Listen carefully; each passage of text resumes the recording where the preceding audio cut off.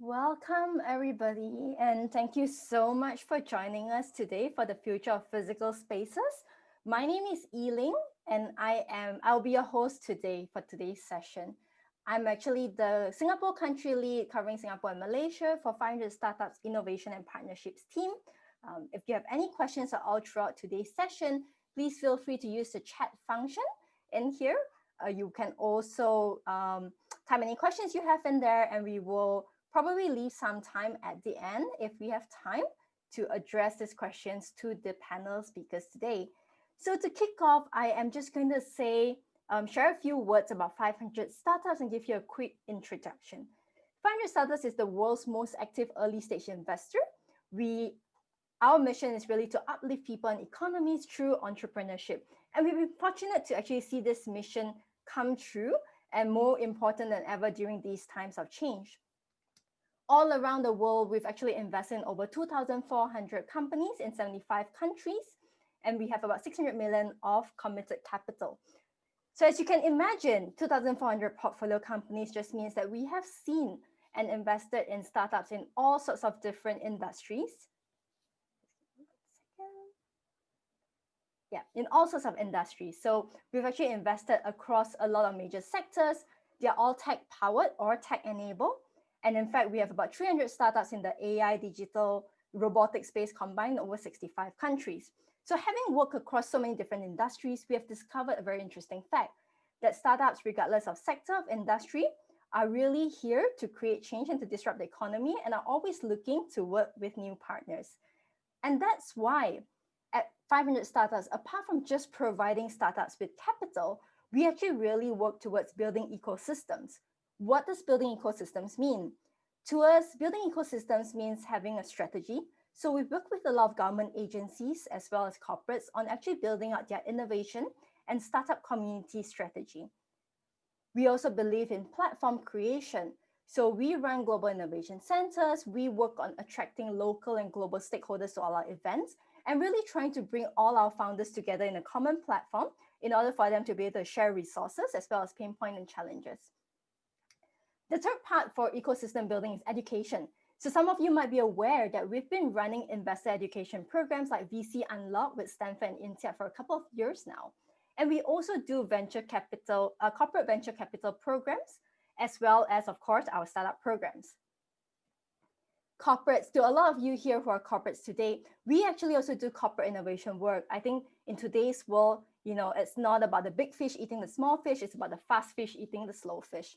And so innovation is something that we've really seen booming as well. And a lot of corporates either do it internally, so in which we can actually help conduct entrepreneurship training, or they decide to actually partner with startups. And that's where we also really play a big role in terms of bridging the gaps between a corporate and a startup. Finally, like I mentioned before, we work with government agencies and then we provide investments. So all over the world, we have been really achieving great results with our startup programs. We've run over 60 programs in 15 countries, a lot of it in Asia. And we've also worked with various corporates as well, from Insight series to startup sourcing, POC programs, entrepreneurship training, to CVC services. And our experience really spans across mobility, industrial, consumer goods, aviation, you name it. And with that being said, I would like to now welcome you and walk to our next part of the future of physical spaces. So like many people, a couple of months ago, when COVID-19 happened, we, like a lot of others, started thinking, what could a post-COVID-19 world look like? And we decided to really focus on what that could look like in physical spaces. And so there are really 4 big trends. None of this would really come as a surprise. But the first and foremost, we saw heightened awareness of personal health and fitness, what we touch, who we're in contact with, and we expect to see demand for better health and safety standards moving forward. Secondly, remote work. Again, I won't belabor this point because we've all been living it for the past couple of months. Thirdly, the global slowdown in economic activities and travel has resulted in lower pollution levels.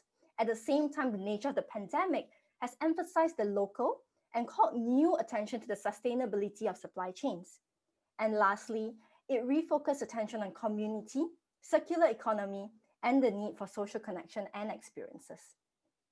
What does this mean? We looked at the way spaces are operated, right? And we think that in terms of spaces, there's really three main spaces: the spaces in which we live, in which we work, and in which we play. Obviously, this year we've started seeing less delineation between these parts. But we thought, if all these four trends that we mentioned before were here to stay, what would we see? We would see pressing new needs, to design properties that integrate work-life needs. We see new needs in transforming spaces to shared hubs built for making human connections. And we'll see a need to transform retail and leisure spaces into an immersive experiential space rather than just a place where you go and buy and people sell something. So now, we decided then to pick two of the top trends, which is remote work as well as health consciousness, and ran a scenario analysis. And this is where I would actually like all of you to participate in our poll that will be coming up shortly. And let me know, as we are looking at this poll, which scenario would you like to see most? So, okay, 1 second before we do that. I'm going to just walk you through the polls, the scenarios. The first scenario.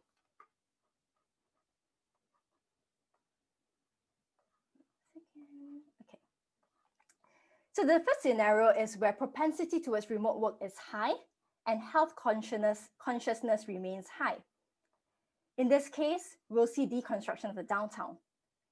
The second scenario is where remote work is here to stay, but health consciousness will normalize and destination work may become a thing. The third scenario is where remote work is low, degree of health consciousness remains high. In this case, we call it welcome to your smart city, right? People will continue commuting to work again, but with heightened health consciousness. Or, we're all humans, we're forgetful, we're non-adaptive beings, and we'll go back to the status quo, but hopefully with some improvements. So I can see the result that a lot of people are talking about welcome to the smart city, followed by private public. There's a couple of you who voted. Okay, I'm actually going to walk through a couple of the scenarios that we have actually mapped out. And this report is also available for you if you are interested. So I'm going to talk about, I think, the most exciting one first, which is radical change, right? So in the case of radical change, what would a day in your life now look like? I agree, this is probably one of the least likely to happen, but some of these, visions are really pretty interesting. I want to walk through this. So in terms of this new world, in 24 hours, no commute time means you can join a live workout session in the morning. You log in to work directly from home, but it's a live work session. So you're actually working virtually together in a pod with your co-workers. They can see you, you can see them, you're actually around people, albeit in your own home. 3 p.m., you decide to take a break and do some mirror shopping. You have a smart mirror at home and you can do some mirror shopping. But your smart home is fully embedded with IoT devices. So at 4:45, your desk pings you to tell you you've spent too much time shopping and it's time to refocus on work now. Your desk also tells you when you've been at the desk too long and you need to get up and move. And then innovation and brainstorming jam sessions in person is a cool thing now, right? People thrive and people wait to actually meet in person again. And you're now invited to join one at a physical time-shared creative hub. As we talked through that fictional scenario earlier on, I think a few things to really note is what then are the opportunity areas for anyone here who's in this space? What does this mean for you? It means radical change is needed, right? We are talking about de-densified downtowns. People prefer moving to cities with greens, with lots of outdoor activities. We're talking about modular homes to accommodate a whole range of activities, right? Because now your home is the place where you live as well as work. We talk about optimized home delivery systems. In fact, parcel lockers, those lockers that people use and collect their purchases from, it may no longer be a thing because everyone's at home now to collect their whatever they bought.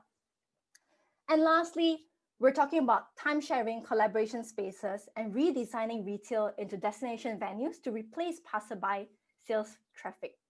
You can see on this page a couple of examples below. Next Gen Tiny Home. This one is pretty cool because it was actually run by UN as well as Yale. It has farm walls in order to purify air in your home, and it also runs on solar energy to be more cost and energy efficient. Area 15, for example, is a space that's looking to redesign and redefine retail into somewhere that is more experiential, less of buying and selling. Okay. So in this scenario where we're talking about smart city, this was the one that most of you voted for. Commuting is the norm again, but health consciousness remains high. So what are the opportunity areas? We see buildings needing to be redesigned to emphasize independence and privacy. We see office spaces needing to have high density management, or rather management in order to reduce the density. And we see a lot of exclusive event planning as well.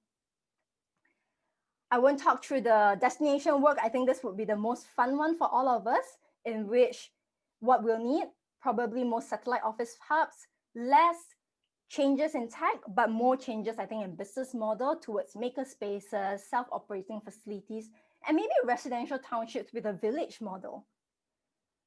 And finally, we talk about standard world where really nothing has changed and we are back in the status quo. Now, even if we're back in the status quo, there are advancements that will need to happen, particularly due to the increase in adoption of e-commerce, which is unlikely to go away. In this case, you're still commuting from home to work, but checking in, purchasing your lunch, getting your groceries is now all tech and AI enabled, and with digital payments. And with heightened understanding of the vulnerability of our produce and environment, as we've seen now, we also expect new utilization of buildings, whether it's to grow farms in car park spaces like the one on the picture here, or with better waste management.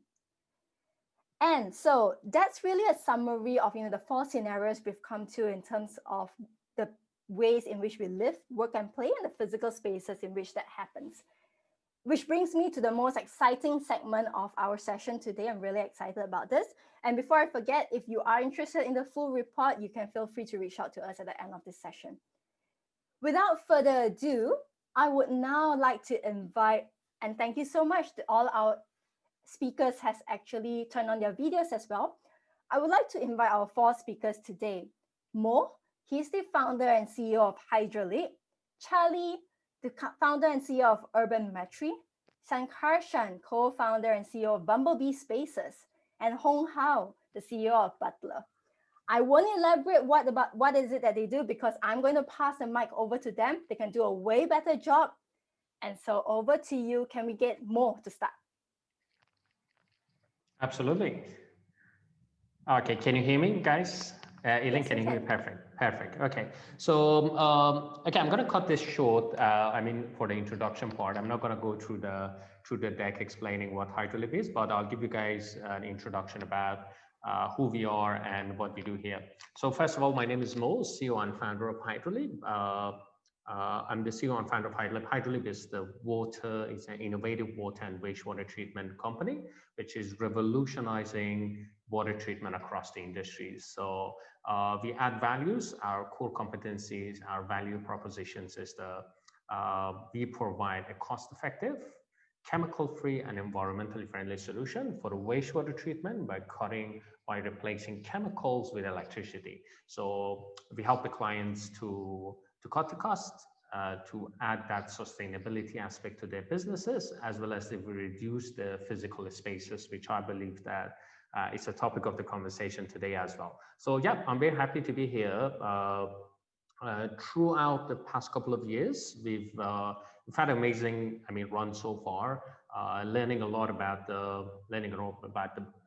how the different businesses, because we are the B2B business, and what are the concerns of the different businesses. This talk is great because we are doing a lot of planning. I would love to get later in touch with to have a little more of the panel discussion with the other members to see that some of the things that we plan and some of the things that are reality of what's going on in the industry, in the community, how we can integrate these two and see that from which of the scenarios we can basically moving towards. So yeah, I'm happy to be here.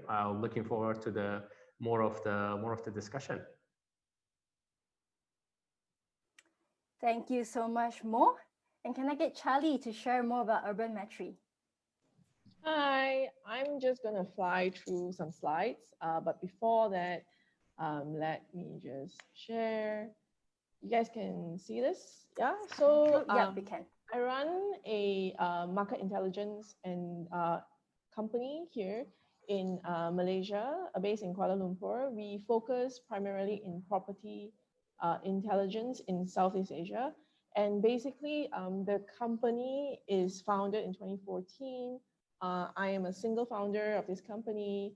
And basically, what we have been doing is trying to help the key stakeholders in the region have a better understanding on the dynamics of demographics and business demand on properties in Southeast Asia. So basically, we seek the holy grail of the supply and demand of properties here, the physical space basically of in Southeast Asian cities, and basically trying to inform our key stakeholders like government, banks, and property developers on what to build, where to build, and when to build. And some of the technologies that we've developed, because we are centered in developing countries, in a bunch of developing countries. So we developed technologies such as this satellite recognition technology, where we count informal housing in different cities to understand the housing and property needs of these communities. We look at things like food preferences and lifestyle preferences, such as in Malaysia, in Kuala Lumpur, we have this thing called the Nasi Lemak Index on where you can find Nasi Lemak in here in Kuala Lumpur. We look at things like ghost factors and how superstition is driving property prices or housing needs or housing, I guess, allergy towards cemeteries, etc.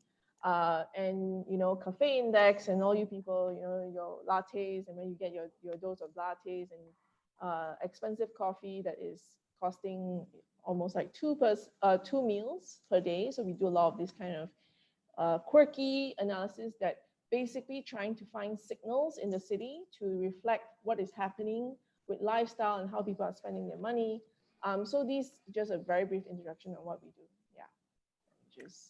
Thanks so much, Charlie. Would really want to hear more from you later on, as in particular how people are using that data, like the Nasi Lemak Index and the Cemetery Index, right, to opine on where to build their properties next.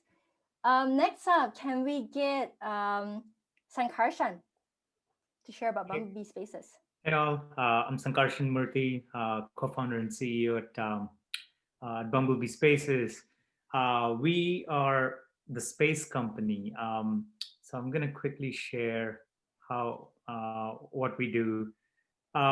So when you think about traditional homes, you're just thinking about it in a kind of a static environment, and houses are traditionally built in 2 dimensions and optimized that way. I love kind of this symbiosis between nature and city, like dense city and dense wilderness that is close by. That is like kind of the dream. So our whole company is based on how to make the most. Just to interrupt you there, the video isn't playing. Okay. So maybe, yeah. Okay, I'll get to it.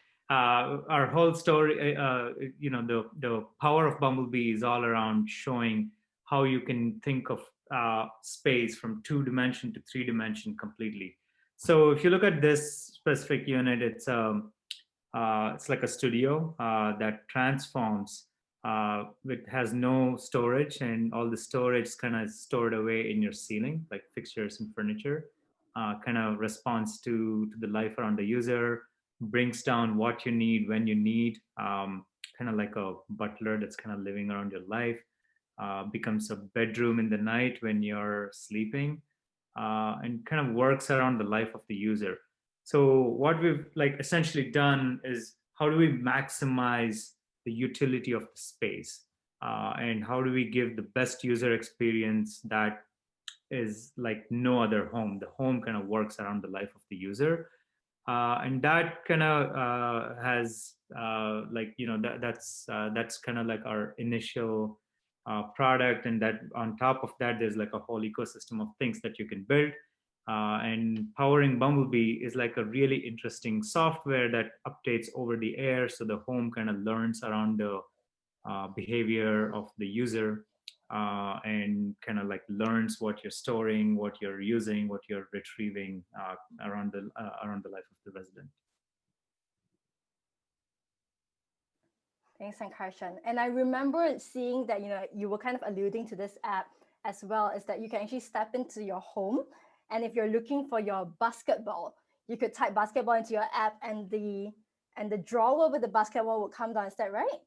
That's right. Yeah, we call it kind of like Marie Kondo in the ceiling. It's constantly cataloging everything in your home. So we generate like a really interesting data set of everything that is stored in the home and stored in Bumblebee specifically. And then you can search for it like you search Google. So you can like, where's my red scarf that I was wearing last Wednesday? And it'll come down, Very cool. Honghao, can we get you to share more about Butler? Thank you for inviting. Super happy to share what we have been building here at Butler.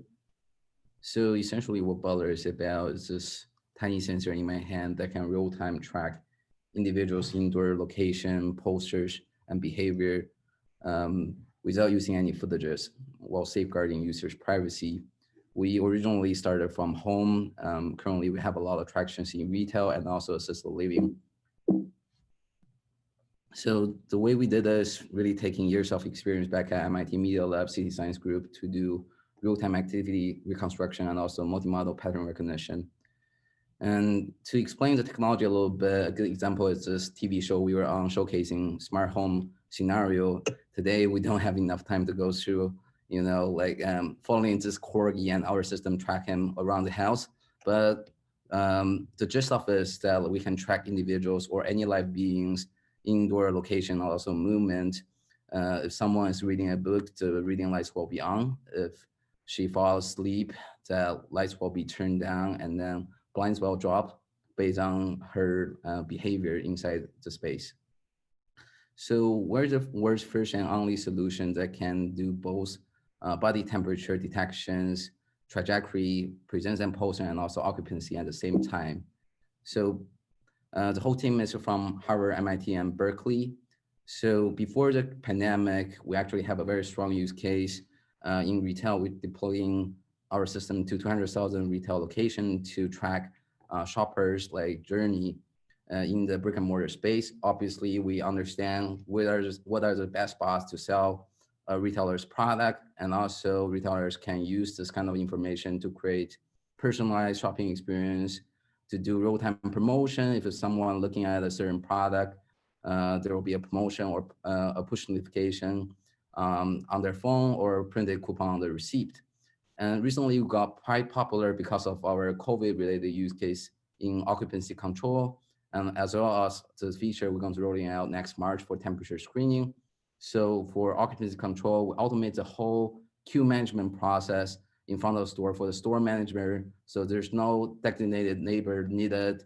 And then since we understand like how many people are in the store and also how many people are outside the store, also for the customers, when they scan the QR code stand outside the store, they can check for this specific chain, what are the queue time for each location nearby to figure out the best store to shop.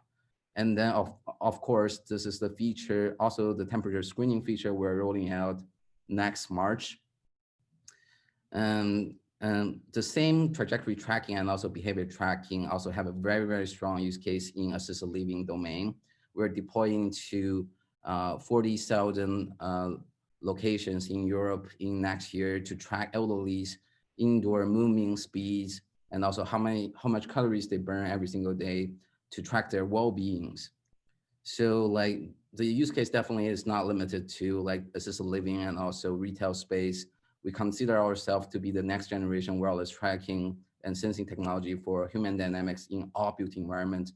It's super easy to deploy. The sensor runs on batteries that can last for years. It safeguards users' privacy. It's extremely accurate and also real time. The cost is 1/5 of a traditional camera solution. So starting from retail and also assisted living, imagine a world that's truly understands user behavior, that's responsive and smart, powered by Butlr. Thanks, Honghao. That's really fascinating. Just to understand, Is that all already deployed, or did the later part of assisted living is something that's part of your vision and plan? Oh, it's like the contract signed. So like Nice. for the next few years, we'll be in 40,000 apartments in Europe and also a few 100,000 retail locations. Got it. Very, very nice. Okay. And so thank you so much to the panelists for actually sharing what your startup do. And we'll dive a little bit deeper into that, because I also really want to find out what your vision of the future of spaces is and where your particular business actually fits in. But before that, I think earlier on, we talked about the 4 scenarios of physical spaces, right? What's most likely in terms of remote work, as well as in terms of health, understanding, and consciousness. Would like to ask the 4 of you on your take. What do you think is the most likely scenario of this 4? And we can do popcorn style. So maybe we'll start with Honghao, since you were speaking last. Out of the 4 scenarios, and maybe to make it easier. In general, so the 4 scenario, if I remember it correctly, a lot of them is concerning with like whether we can analyze or understand whether the place is like safe to be there, and also definitely, I think it's not exactly this 4 scenario. There's one of them is like, you know, if they people are like used to decentralized working, to work remotely. So I think that is the first thing going to happen, which is already where we are at today. As a founder, I'm kind of like worried about this, since we cannot enforce like peer pressure. But this is the learning curve. The first step is definitely people response to what's happening right now in the pandemic. So everyone works at home. And later on, they will realize that there's certain things, certain quality in the space that like in actual physical space that like working remotely cannot achieve. For example, peer pressure, but also many collaborative like things is hard to happen. And then they start to realize that even I want those features, but like the current environment doesn't have any infrastructure or tools letting me know that it's safe to be back. We still even need to rely on someone outside of a Walmart or a supermarket to count how many people are inside the store to keep a safe social distance and also occupancy ordinance. So there's really lack of infrastructure in the architectural space to understand like whether the place is like safe enough, what is the activity inside. So down the line, this will happen. Like that's why this is what we are building here at Butler. We provide that infrastructure for people to understand what exactly is happening in the physical space. And then after that, you will see more on the like the actual deconstruction of like the downtown or the actual responsiveness coming from the environment, starting from the point people start to build up that infrastructure to understand what's the activity inside those space. Fair, fair. And what about you, Mo? Which do you think is a likeliest scenario in Malaysia? Okay, great. So for our side, I can give you a little bit of the insight of what we experienced even during COVID. But if I'm going to choose among 4 of the scenarios, probably I will go for the smart cities. And the reason for it is, I mean, the first place I just compare it to our business, which is pretty much similar to a lot of conventional and traditional businesses. For example, when COVID hit, and then in Singapore we had the circuit breaker and everyone was working from home for 2 months.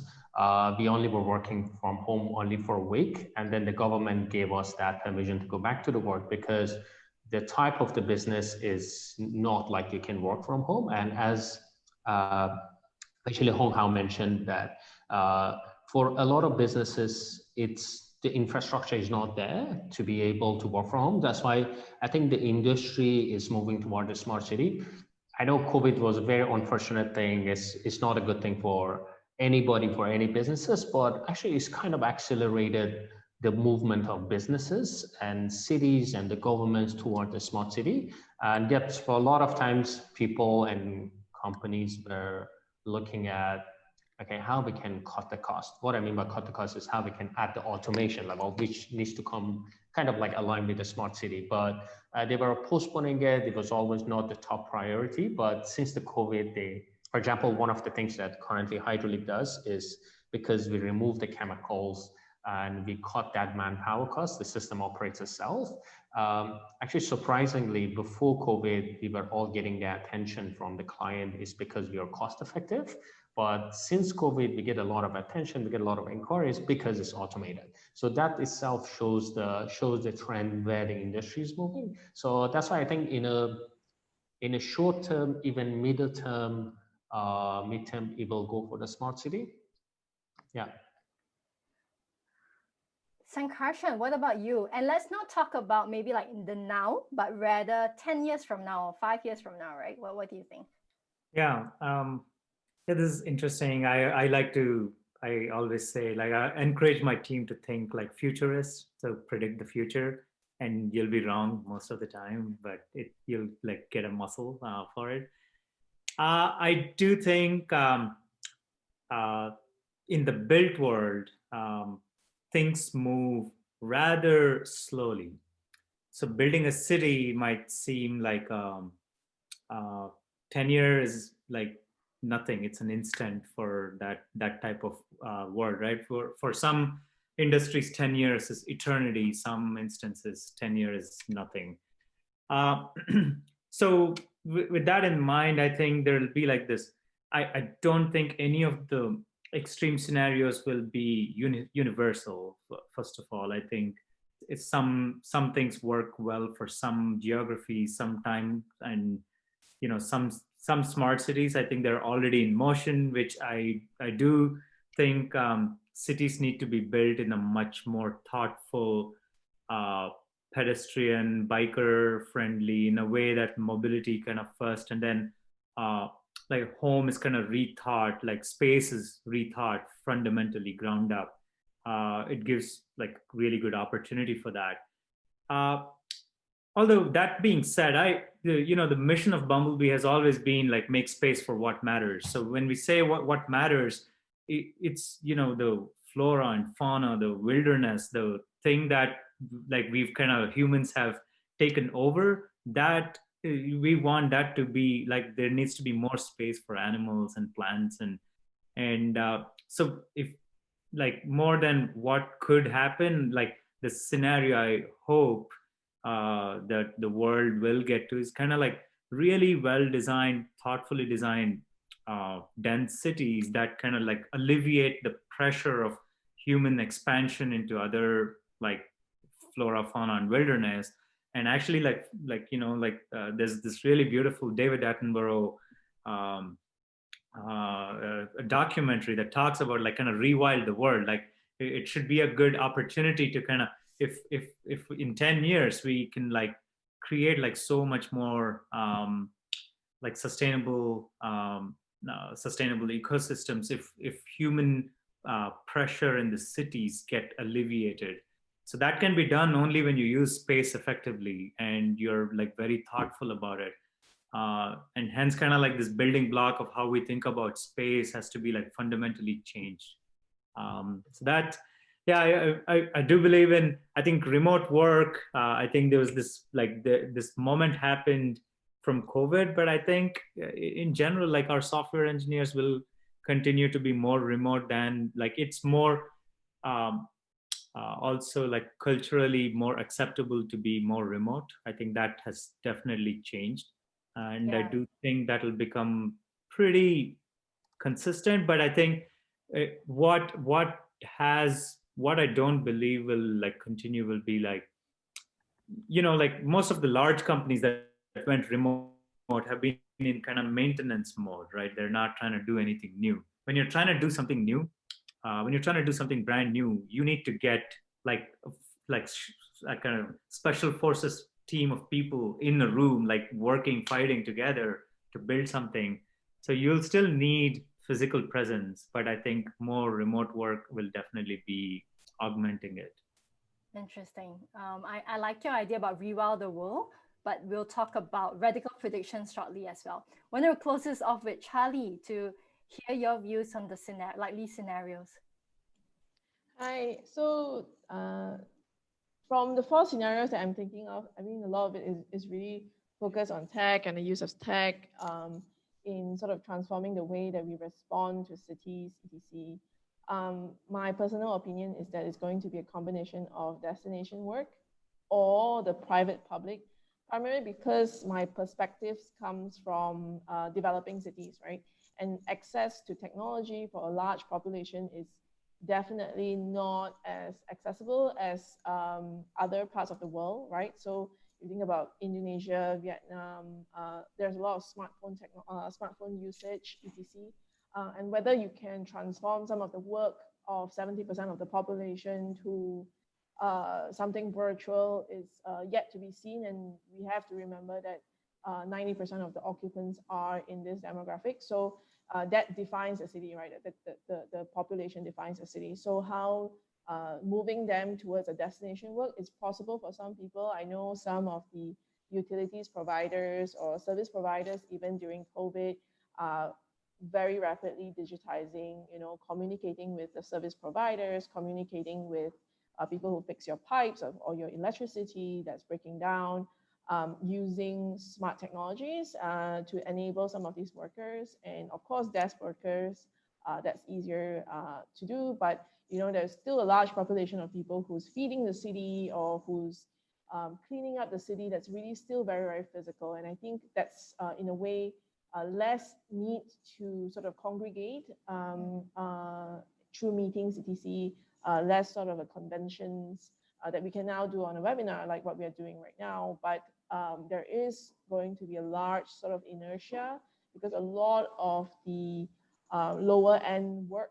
will still be very much physical, and that's that pool of the inertia. So I'm a little bit of that end because that's the city. And even in my line of work, I work a lot with property developers, governments, and banks, and we're still talking about construction of office towers, 100-story office towers, and even with the overhang and how are we going to fill those things up, and people forget, right? Like there is a lot of space that's already built, and what do you do with them? How do you transform them? So the city itself, you might have the what do you call it, the push to actually change, but there's a lot of the conditioning of the space.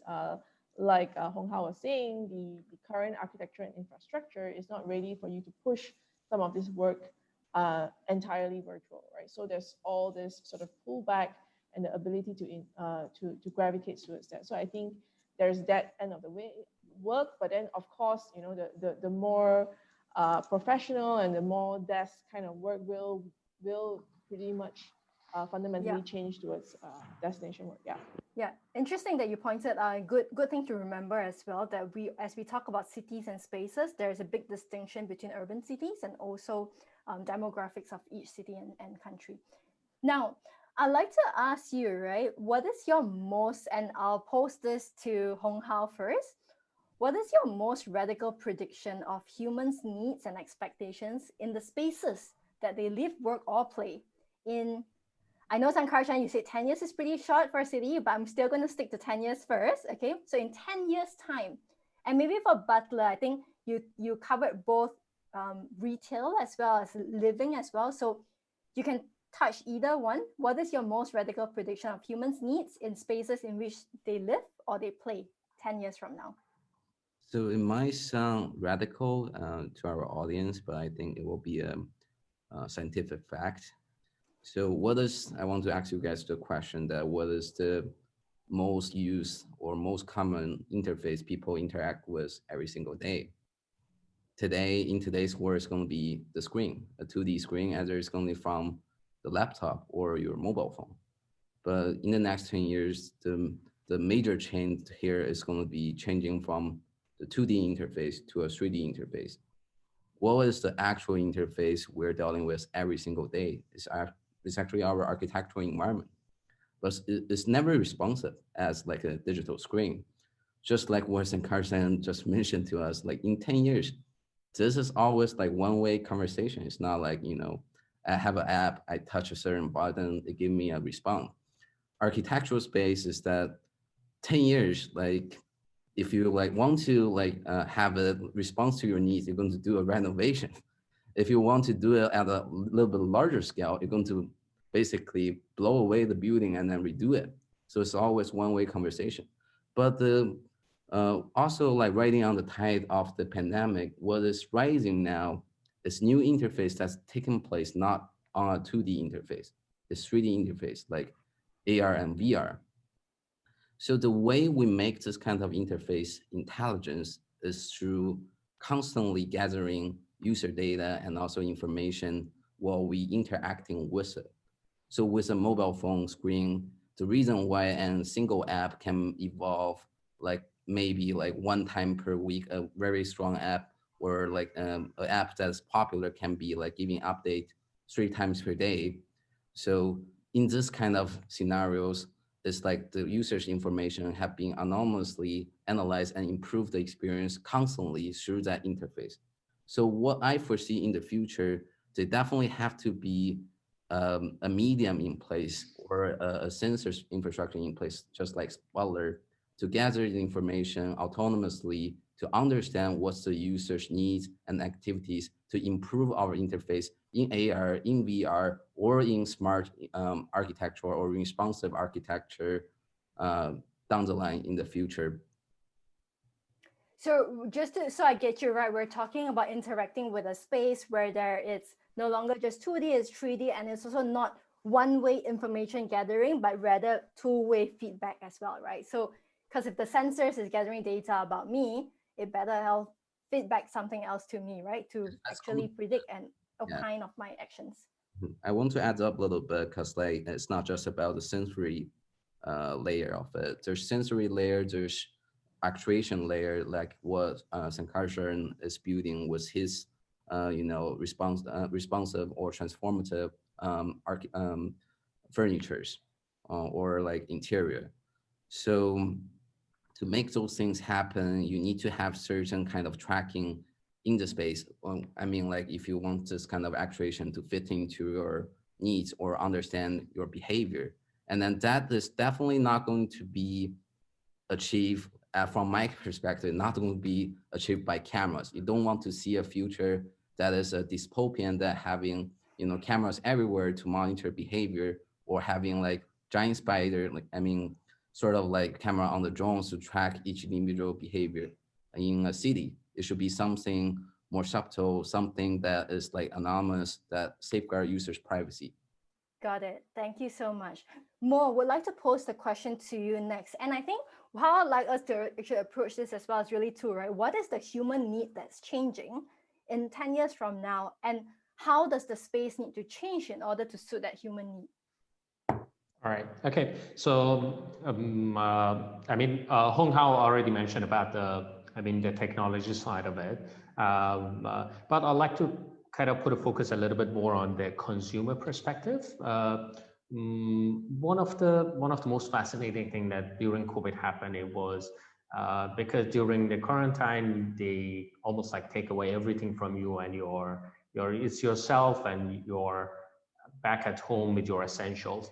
A lot of times, actually, I had the same conversation with my partner as well, that it's scenarios like COVID, it makes you think of or revisit the way that we have developed the needs for ourselves in basically in the current world. For example, for myself or for the people around me, I can see that a lot of habits that we have during like in normal days, they are not necessarily, even though we are prioritize them in the same level, but when they take away, they take them away from you, you will realize that some of them has much higher priority compared to the others. So I would definitely think that in the next 10 years, the needs, kind of like the consumer needs, the consumer perspective definitely will be changing. The way that nowadays we go shopping, we go to the physical shops and then buy the retail shops, the way that there's Charlie already mentioned that even though we have a lot of shopping malls, we have a lot of buildings, but still we are building more because the mindset is the same as the plans is based on what's been planned 5 years ago, 10 years ago, and that's why we are doing that. I really believe that those things will be changing. So because the needs are changing, so not necessarily everyone goes and do their retail shopping. So a lot of would be the online shopping and all of that. So and another fascinating observation that I had was the integration of the technology throughout the generations. For example, you've seen probably a lot of aunties and uncles back then that they could never use even a smartphones, but now they just walk around, scan the QR code, do this, do that, just because of the needs has been changed. So I was one of the persons that probably a couple of years ago, I would say augmented reality will be very, very kind of far reaching from us, even though we are talking about it nowadays. But I think this period of time made me believe that augmented reality will be implemented much faster and is much kind of wider audience than what we are thinking, just based on the observation that I see with the level of the technology integration in all the generations, young, old, and all of that. So yeah. Got it. So now you were I can living. summarize it. Yes, I can summarize it in this way: that first of all, the consumer perspective will be changing, and secondly, the augmented reality specifically will be more of the technology in use in the next 10 years. Okay, hold that thought because I'm going to ask you later on, and I'll give you time to think now. So what would you build next, right, if you had that money? I'm going to move on to Charlie. So Charlie, you talked about how you're seeing people still building office spaces and all. So what is your most radical prediction of a human's needs or expectations in the spaces in which they live 10 years from now? I think the most radical thing that I think will happen, and I don't think it's going to be 10 years, I think it'll be sooner, and I hope it happens, is the deregulation of construction, the deregulation of a lot of things that actually determines our cities, right? So a lot of times we focus a lot on like really, really small improvements and automation and inefficiency, but actually a lot of our construction and a lot of our planning on how our city works actually is pretty much restricted by building codes, fire regulations, engineering rules that's like from the 1950s, you know. And so a lot of these things will start to change because a lot of the uncertainty and the need to regulate a lot of these decision makings is going to change, right? Because technology is moving so quickly and there is room for dynamism, and in order for the city to respond, you cannot set things into stone so much. But you know, there's the flip side of the coin here, right? Because while you allow for the city to respond for efficiency purposes, like I'm sure Hydroleap, you guys would have the same issues that I had, where certain things are regulated in the 1950s and they're written into like stone, right? And then they are telling you, no, you cannot do it this specific way because, you know, it's written by some guy who's already dead, right? So there's all these kind of things that's happening, but the government is not responding fast enough. They are unable to sort of grasp it, but they are the ones who sort of shape our cities, right? So I think that would change very, very soon because they need to respond. They don't know what to do with it, with all these old rules that doesn't apply anymore, right? That's going to change. The flip side of the coin, I want to talk a little bit about that, is that when you deregulate and when you start to sort of liberalize it, you will have a tendency for the powerful, the people with the lobbyists, to actually drive their purpose and things that skew towards their benefit, right? And how do you change regulation and to think of equity and fairness towards that instead of it being a hard, fast rule on like how many tonnage is per square cement or whatever it is, right? So changing it from a very sort of a technical regulation to a more equitable fairness and that kind of regulation. I think that needs to change in order for our cities to be more efficient and to be better and house us better. Yeah, and funnily enough, in order to make that happen, you not only need to hear the voices of the consumer, but actually a lot of the real estate developers need to find a way to come together as well, and not just pursue their own agenda, but rather paint a vision or build something for the future that's really for the people and what the people wants, right? Sankarshan, I am still really fascinated with Bumblebee spaces. I definitely want one of them in my future home. So what do you think is your most radical prediction of how humans will live 10 years from Yeah. now?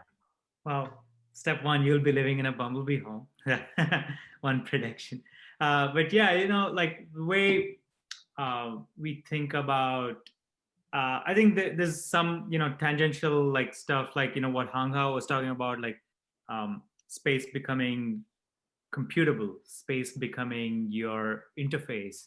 Uh, Definitely, like that resonates. There's like a lot of like synergy conversation there.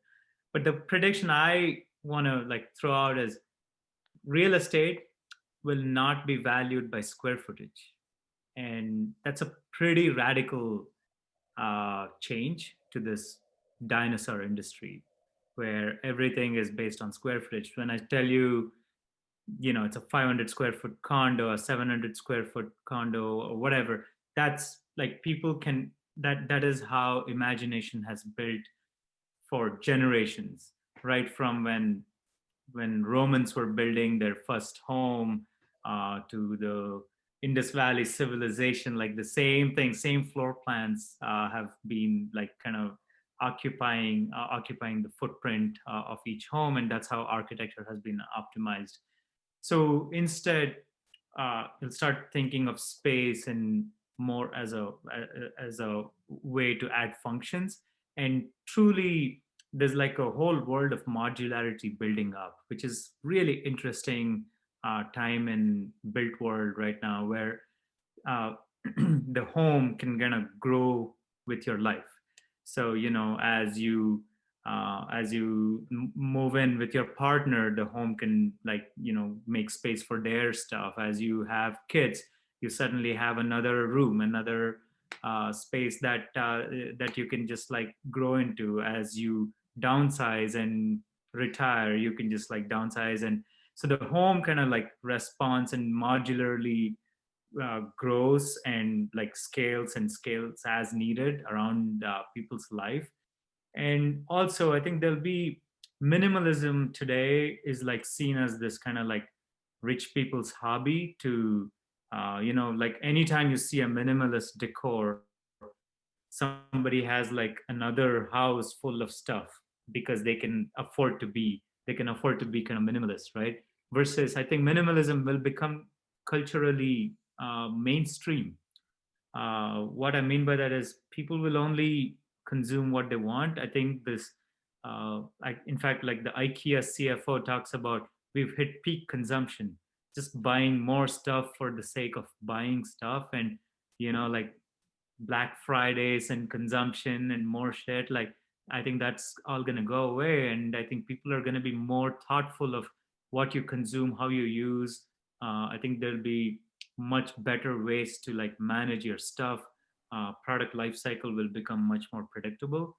Um, yeah, I think that's required. I hope that happens because planet needs it desperately. I like what you talked about there, and also really timely because today is 11/11, so big sales going on. So people, please be more thoughtful about what you're buying today. And so now, I'd just like to give each of you 1 minute, really, really quickly, 1 minute. If you receive 50 million, $100 million funding today and you could hire the best talent ever, what would you build? That could be different from what you're building now. Yeah. Sure, I can go first. Oh, sorry, Mo. Oh, yeah. All right, sorry, no worries. So, yeah, I mean, I'll start it by this, that the biggest problem in the world now is a climate change and sustainability.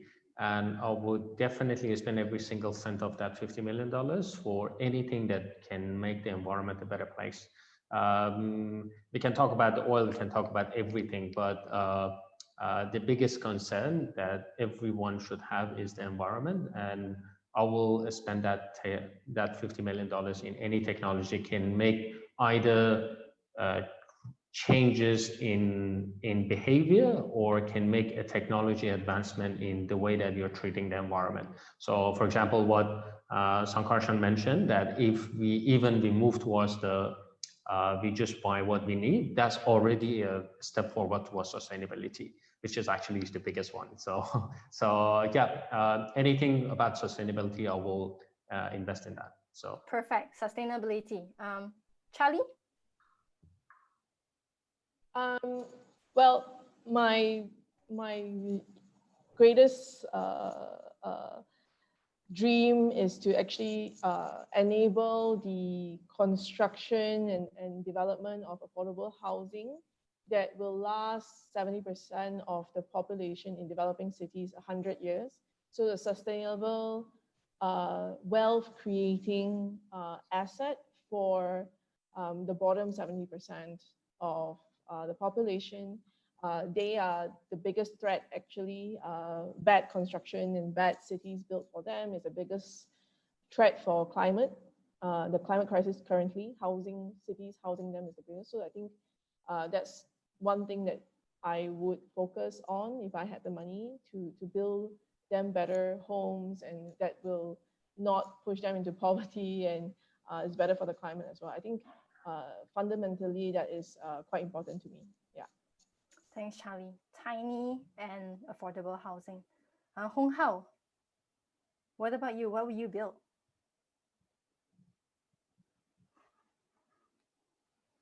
Okay, if not, we'll move on to Sankarshan first, and then we'll end with Honghao. Oh, Sorry. Honghao is here. Okay. I'll be fast. Yeah. Butler. Yes, Butler. Yeah, I mean, assuming you're talking about something that is beyond what we're building, right?